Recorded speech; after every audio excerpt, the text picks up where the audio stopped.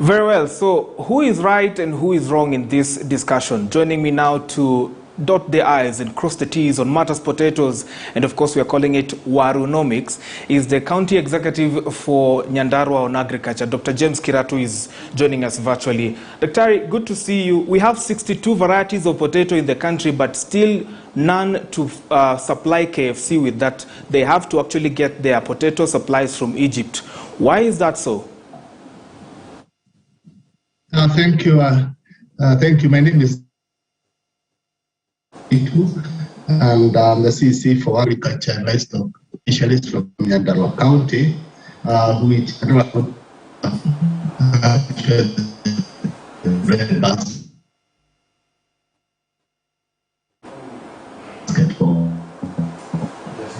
Very well. We seem to be facing challenges with that, Brenda, but then some of the issues that we wanted to address are the issues about the 62 varieties of potato that we have in the country, but still we do not have some, to just supply to KFC. What do you make of this, Brenda? Brian, let me just walk you through what is happening at the moment, because this is a developing story and so many people have weighed in on the matter. Sure. The question is, how can KFC, existing in the country since 2011, import such a basic raw material like potatoes from a neighboring country that is actually desert? And looking at Kenya, where we actually have the capacity to grow this specific produce. Exactly, we have a lot of arable land. Yeah, we can actually do so. And so this is just a question that has been, rocking Kenyans. Why exactly is the government, even in its aspect, the Ministry of Agriculture, allowing this to happen? But you see, for KFC, what it usually does is the fact that it says that when you eat fries from the US, when you eat fries from Egypt and from Kenya, they say that it has to taste the same.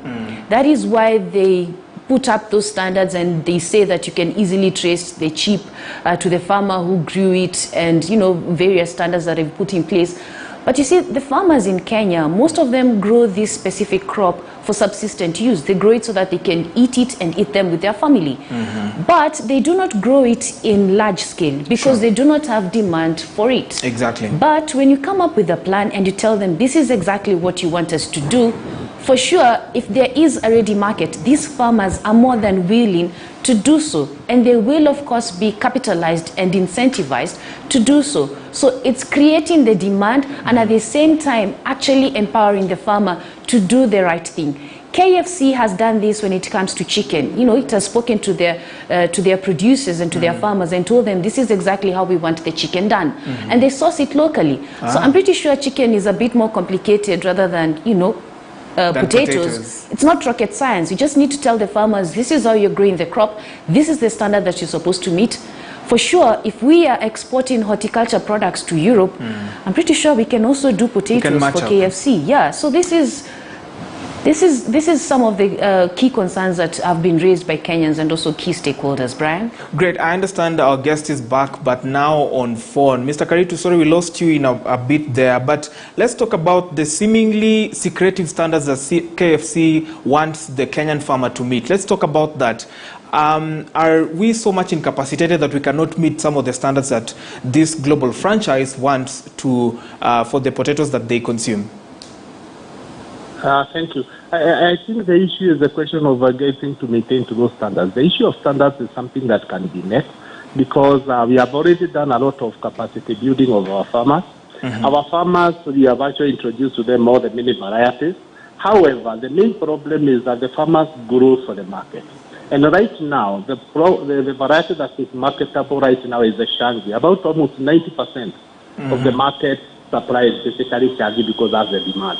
But if actually these other varieties, the demand went up, like KFC told us that they needed this variety, we would actually prepare our farmers to do that. We have already introduced them to all the good agricultural practices, which actually lead to increased productivity and also in terms of quality. It's now an issue of the specifications from KFC. All right, Brenda? Dr. James, what you're talking about, that specific variety, I learned about it yesterday. Is it the same one that is used for the chips and the crisps And at the same time, have you partnered with other, chip making companies and also crisps producers in the country that are also sourcing these potatoes from your county? Yeah, mainly the main variety that is grown because of the market demand is a table potato for those kind of, but not really basically for processing. But we have also introduced those processable varieties like Makis. There are a few farmers are doing it for some of the other processors. We have got Sereni Fries, Gaia Foods, and also other minor processing facilities have actually been taking up to this facility. So the issue is that is a question of the demand, the market demand. The market currently is demanding shaggy, and that is why 80% and over farmers are concentrated because they are trying the other varieties, but there's no market for them. But if the KFC demanded and contracted our farmers, we can actually be able to grow that specific variety for them. We have got a lot of land that is arable but not utilized. We can contract our farmers and we can ensure they can get the right quality they require. Thank you. Bwana CEC, as we wind up this conversation, I'm afraid this is all the time we have, but we want to talk about the storage facilities that the farmers need to be empowered with so that they are able to meet some of the standards and actually store. We're also talking about the capacity to supply all year round. How are the farmers currently being empowered so that even if KFC was to, give a go-ahead that they want to procure locally, we are able to meet the demand as it is currently? What is the plan? Yeah, the plan is what we are doing here in Nyandarua. One of the major problems has been the issue of seed.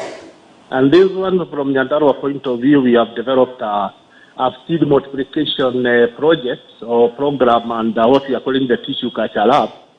And those are the hydroponic and aeroponic systems to be able to provide certified seeds to our farmers. The certified seeds will produce the kind of quality potatoes that will be required. That is one. We are also on the area of storage, as you have mentioned. Currently, we are towards the completion of 1,000 metric tons cold storage at all Karau, which is almost towards the final completion. We have also introduced the technology of small food storages for individual farmers and a group of farmers, whereby they can store their potatoes for a long period of time. Nyandarua produces about 550,000 metric tons annually, and because if you look at maybe the requirement of KFC is very little compared to what we produce. So we can be able to manage if they give us the variety they want, the sizes and the grades they want. It's possible because the farmers have already been trained a lot in terms of good agricultural practices and also in terms of how do they look at issues of quality. As also as a county government, we have introduced agricultural equipment machines that will be able to attain the better quality of the potatoes. We have got even the potato harvesters that does it technically without the potatoes being shocked here and there. So some of these issues are there. The varieties, yes, we have introduced the farmers, they are able to do them, but without the market, they just drop off and continue with the challenge. Very well. Many thanks. That is CEC for Agriculture in Nyandarua County, Dr. James Karitu. Brenda, we are staying with this story, right? Oh, yeah, of course. I mean, like you said earlier, it's all about demand. Once we have the demand, then we can bring in all the stakeholders and they can have a fruitful discussion in relation to this. And so, Branji, what are we going to have for lunch? Chips mwitu? Sanford Pale. No, we have a very good canteen that sources local potatoes. But Branji prefers chips mwitu.